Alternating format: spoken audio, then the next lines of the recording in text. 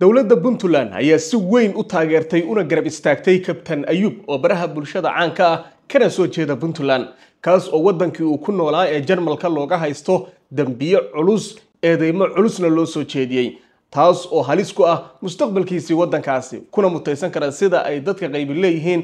xabsi uu wadankaasi markaas ku galay in sharciga lagala laabto haddaba waxaan idin la wadaagi doonaa sida ay Puntland u taageertay iyo waxyaabaha loo haysta Kabtan Ayub ee markaasi isaga halista ku ah sidoo kale Yacquub Siyaad oo isaga qudhiisu baraha bulshada caanka ah ayaa ka soo muuqday eedeymahan culus ee wadanka Jarmalka markaasi uu soo bandhigeen warbaahintiisu waxaan ka codsanayaa inaad muuqaalkan like saarto channel-kana subscribe saarto haddaad hore u saarto waa mahadsan tahay aan ku bilaabay intiina la wada socotaba waxa wadanka Jarmalka mid kamid ah warbaahinadiisa ugu afka dheer ay soo bandhigtay qoraal dheer oo ay ka qortay Kabtan Ayub iyo sidoo kale Yacquub Siyaad oo labaduba ka soo jeeda Puntland kuwaas oo baraha bulshada caanka ah kuna soo gudbiya muuqaalo inta badan ay cadiifada ka muuqato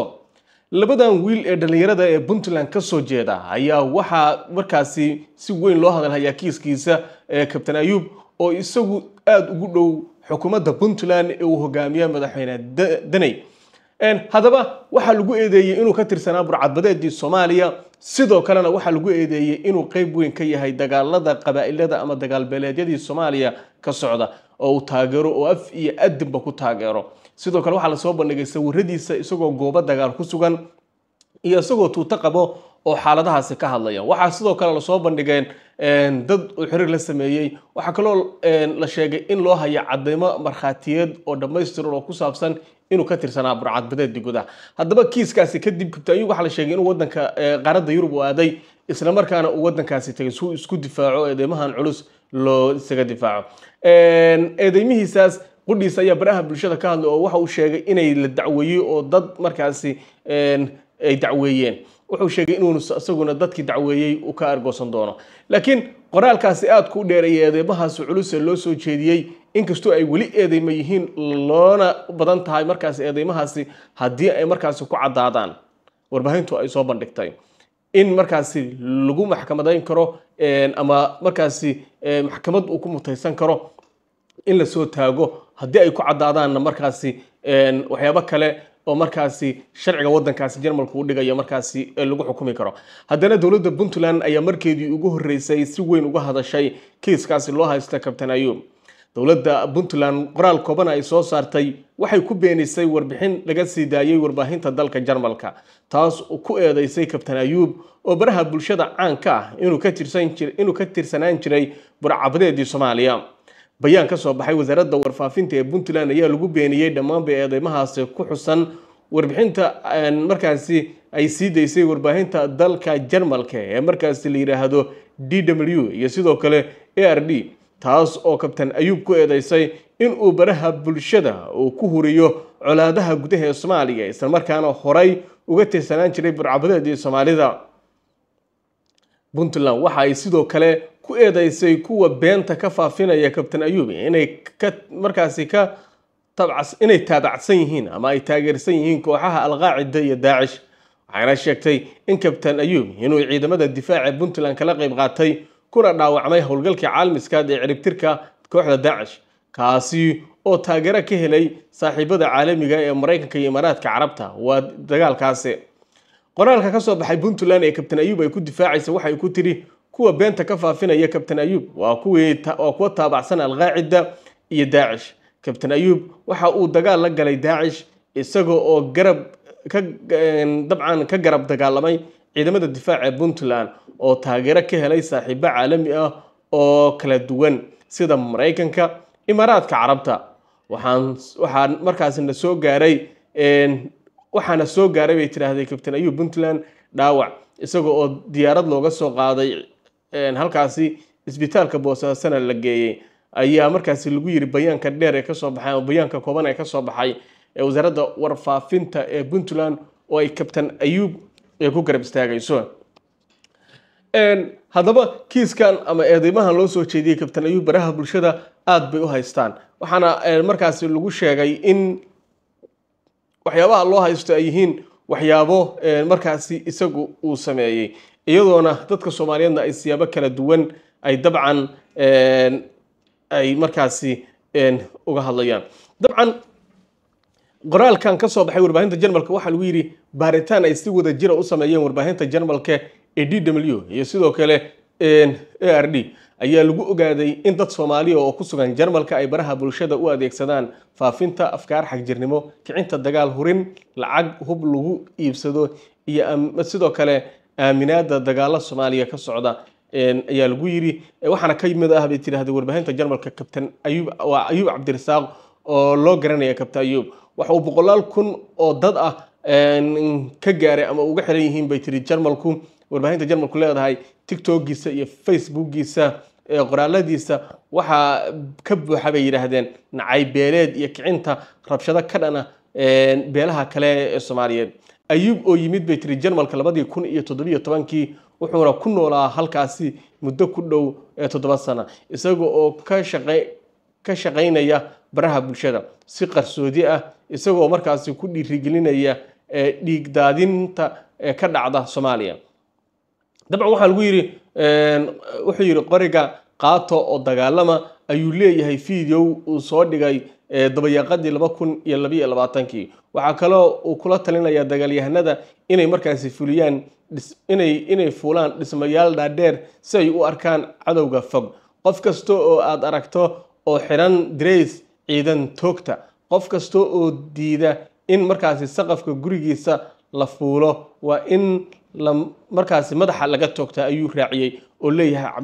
Ayub Cabdirasaaq sidaas ay warbaahinta Jarmalku leedahay ugu dambeyn hay'adaha ammaanka ee Jarmalka ayaa ka war helay hawshiisa baaritaankan waxa uu iftiiminayaa sidoo Ayub u adeegsaday Jarmalka si uu colaad uga huriyo Soomaaliya muddo dheer ayay dagaal ku jirtay bay leeyihiin Ayubna waxa uu si dhow ula safan yahay gobolka Puntland oo uu hogaamiyo madaxweyne Danay beesha Majeerteen waxa uu si cad uga soo horjeedaa Somaliland oo sheegtay madax banaani sanadkii 1991 balse aan helin aqoonsi caalami ah dagaal ayaa inta badan ka qarxa xadka u dhaxeeya Puntland iyo Somaliland Ayub waxa uu sheegay in uu markaasi qoriga qaatay isagoo 13 jir ah waxa uu sheegay inuu ka qayb galay in ka badan 30 dagaal ilo ogaala ayaa u sheegay DW in markaasi in Ayub uu qayb ka ahaa burcadbadeedii badaha Soomaaliya gaar ahaan intii u dhaxaysay 2010-2012 sidaas ayaa lagu leeyahay warbaahinta Jarmalka qoraalka ka soo baxay way sii waday oo waxa Ayub waxa uu codsaday magangalyo Jarmalka ah sanadkii dabcan 2017 balse codsigaasi waa la diiday 2020 si kastaba waxa uu helay markii dambe ogolaansho ku meel gaar ah oo la yiraahdo markaasi dabcan dulnig ogolaasho ku meel gaar ah ayuu helay waxaana wuxuu deganaa magaalada la yiraahdo Hamburg waxaana lagu arkay muuqaalo TikTok oo laga dubay meelo kala duwan oo Jarmalka laakiin sanadkii 2023 ayuu dib ugu laabtay Soomaaliya isagoo oo taageerayaal si weyn u soo dhaweynayaan oo aad loo soo dhaweeyay markuu Soomaaliya tagay video la daabacay November 2023 ayaa muujinaya Ayub oo dul fadhiya gaari ciidan isagoo oo ridaya qoryo culus ayaa lagu yiri qoraalka ka soo baxay Jarmalka dabcan waxa la xaqiijiyay inuu hadda ku sugan yahay Soomaaliya kana mid noqday ciidanka difaaca Puntland way dheedahay warbixintu sidoo kale waxa ka soo muuqday wiilka la yiraahdo Yacquub Siyaad oo isaguna kamid ah dadka baraha bulshada ku qoran waxa la yiri Yacquub Siyaad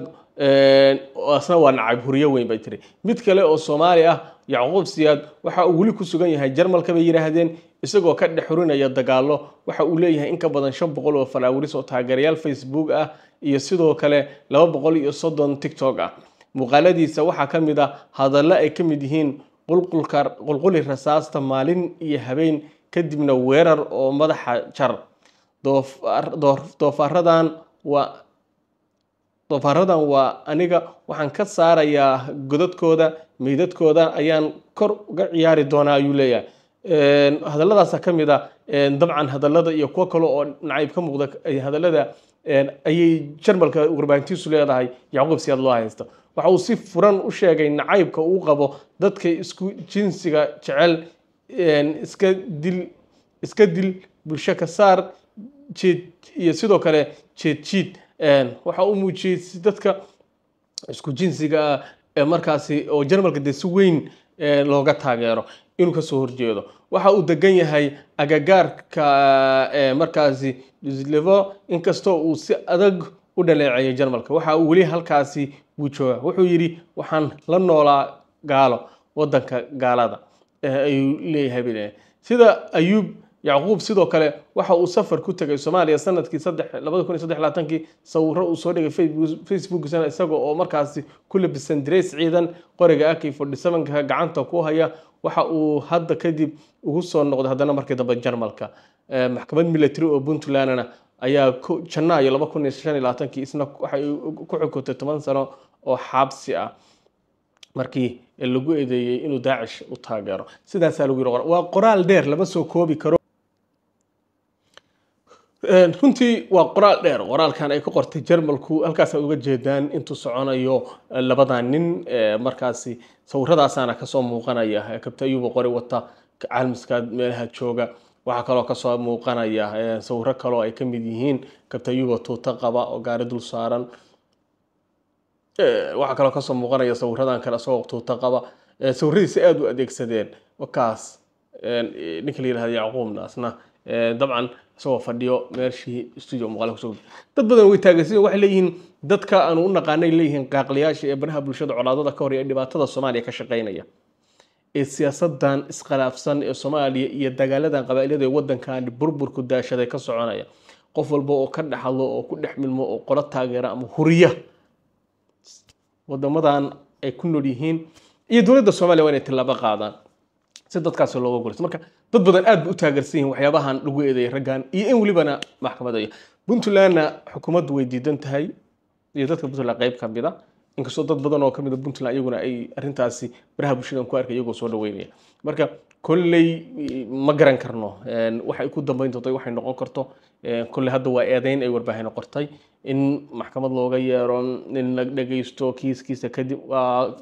wax dheer haddii maca lagu helo waxyaabaha la sameyn kara baaritaan kale u baahan yihiin marka fadlan waxa ka codsanayaa muuqaalkan like saarto channelkan subscribe saarto nabadgelyo